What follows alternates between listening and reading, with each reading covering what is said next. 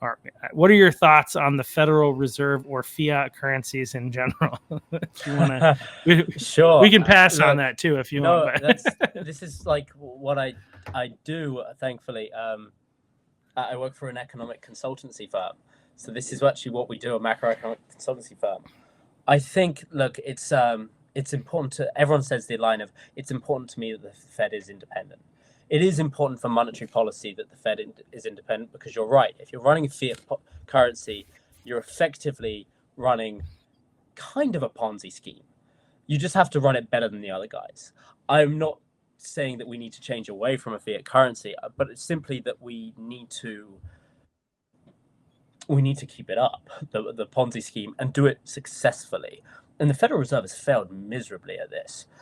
You know, if you are going to have a fiat dollar and you're going to claim Federal Reserve independence, you cannot then have a Federal Reserve which, for the first time in its 111-year history, cuts 50 basis points before the election to try and benefit Kamala Harris. You know, that the Federal Reserve has already given up on its independence.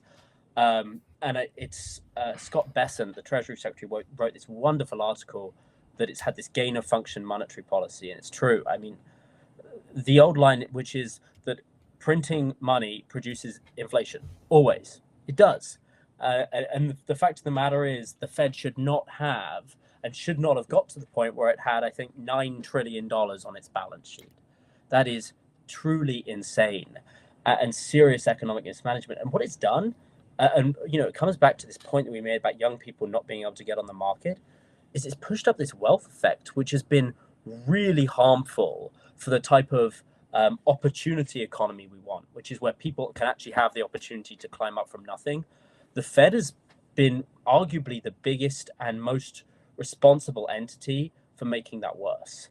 And it's, you know, it's got what, 800 PhD staff economists. They don't do a very good job at all because there's just so much groupthink. They all think the same way. You know, and you look at their ratings in the summary of economic projections where they project for each year.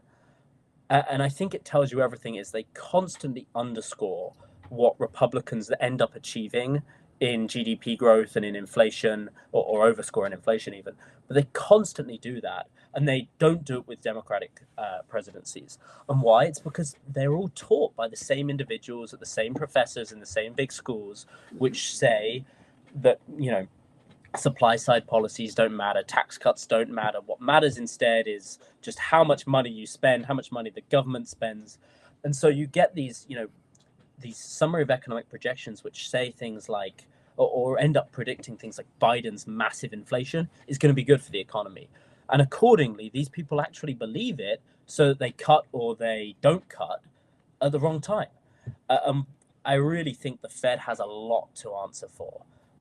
have you or a loved one been hurt due to someone else's negligence in a car wreck or medical treatment gone wrong?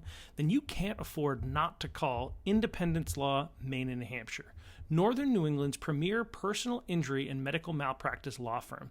If you voted for President Trump, you'd be crazy to go to one of the countless Democrat-controlled law firms that secretly despise you and won't give you their best.